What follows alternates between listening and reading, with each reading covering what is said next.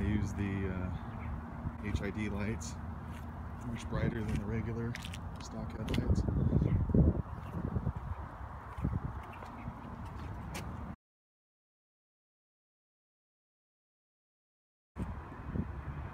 So I got the back windows tinted pretty dark. When you're inside the car, or at least when it's night, you can't see inside the car. And there's a couple different reasons for that. First reason is because the passenger feel like, as you can see inside, it's very private. They know that most people cannot see them in the back seat, and it's cool, kind of quiet. But a second reason is because in San Francisco, a lot of people like to break the windows. So if I tint the windows, they can't really see inside, and they're less likely to break my windows to steal anything that they might feel is inside. Not that there's anything to steal in there, it's just dealing with a broken window is just not too fun, because then you can't work, and it costs money, and it costs you a lot of time. So I like to have dark tinted windows all the way around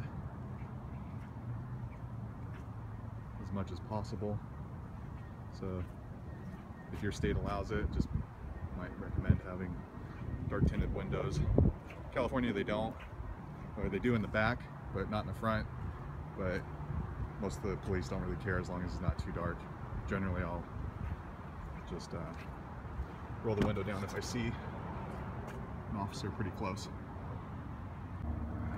Alright, so here's the inside. Got leather seats. This is how I mount my phone. If you see in my other video, second phone mount if you need it.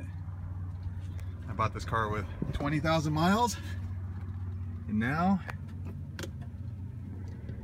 215,000 miles. I've put 200,000 miles on this car. Does it have the seat pushed forward? Plenty of room for the passengers.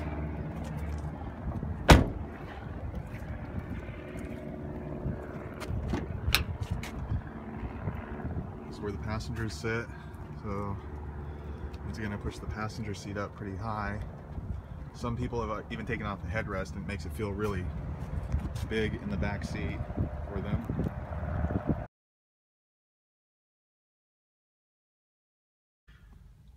So a lot of people ask me what my phone setup is. For me, I like to keep my phone mounted right here in the middle.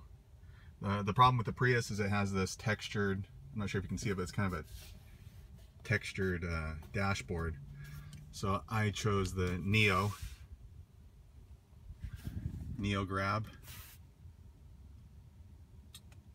phone mount because it has a sticky bottom, or sticky mount, and it doesn't ruin the dashboard. So you can just remove it anytime. It's not permanently affixed, but when you put it on, push it on, and then the suction cut right there, and then it's just mounted. That's it. Come off. You can mount it up here if you want, or you can mount it here on the dash if you want. I've seen a lot of Uber drivers mount it right here on the center there. I don't like that because I kind of have to look off to the left. I like it right there in the middle on the line of sight. And I've also seen some drivers mounted up here. But again, I don't like to look off the side of the road where I'm driving. So that's where I choose to put mine. There.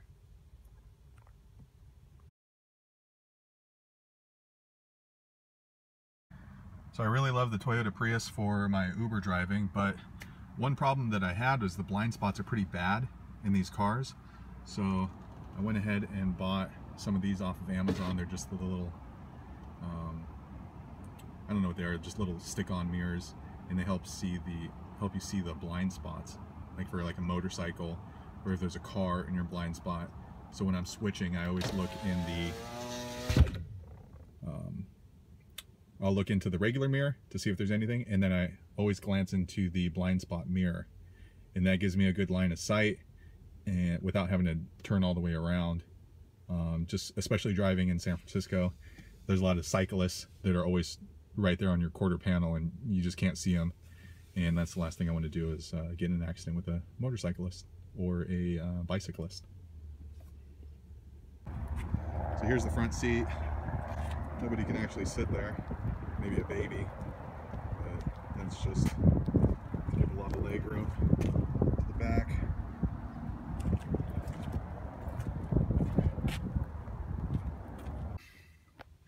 So the floor mats I actually flip upside down, and the reason for that is because people have dirty shoes, and on the bottom side of the mats it's plastic, so it's easy for me just to shake off and maybe just wash off quickly without staining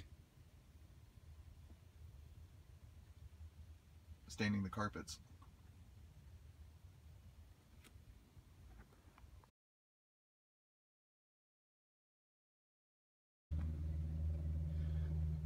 So in my car I usually keep baby wipes right there.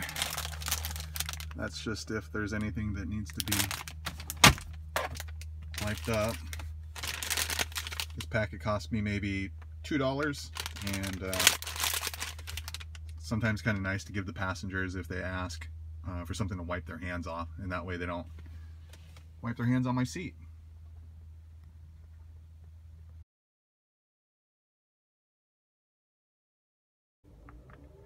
When I'm driving passengers around, I generally drive with the air conditioning on, just because it kind of keeps the air fresh, and I'll just blow it into the back lightly. That way it doesn't get too hot, and it keeps the windows up. When I'm catching an Uber, sometimes the drivers will keep the windows down. To me, it's just kind of, it's less luxurious, and I feel like I'm more likely to get a bad review with the windows down, just because it's kind of loud and things are going on. When my passengers are in the car, it just feels kind of separated from the elements. So I like to drive with the windows up and the air conditioning on, and if they say it's cold, then I'll kind of turn it down a little bit, but for the most part I leave the windows up.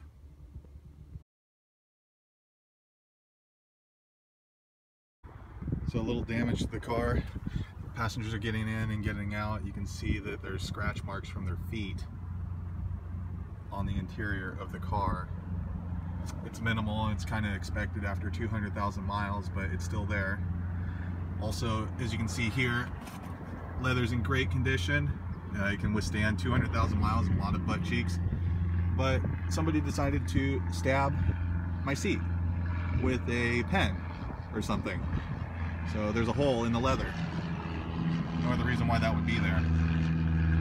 And then on the back of the passenger seat, it's just kind of dirty because people just put their feet there. And then on the center console, same thing. People just scratch the center of it. I mean, the amount that I've gotten paid for driving for Uber more than pays for it, but still kind of annoying. And by the time you realize it, the passenger is already gone, so you don't know which passenger had done it, but just something to be kind of aware of. But overall, the car's still in really good condition for 200,000 miles worth of driving passengers around. You can see the top, not too many scratches or anything. So yeah, this car is still a money maker. Even with 200,000 miles, I still have quite a bit of equity in it, so I'd still be able to sell it. I bought it for $17,500. With 200,000 miles right now, I could probably still sell it for around $7,000. So I still have equity in it. That's it. That's my 2010 Toyota Prius. Really happy I bought this car. You can check the other blog post and see what the difference is between fuel expenses over the course of a year from a BMW to a Toyota Prius. If I would have drove 200,000 miles on the BMW, I would have spent so much more in fuel. So the fuel savings have already paid for this car, and the BMW would probably be worth next to nothing, just because their resale value at that high a mileage is not that great.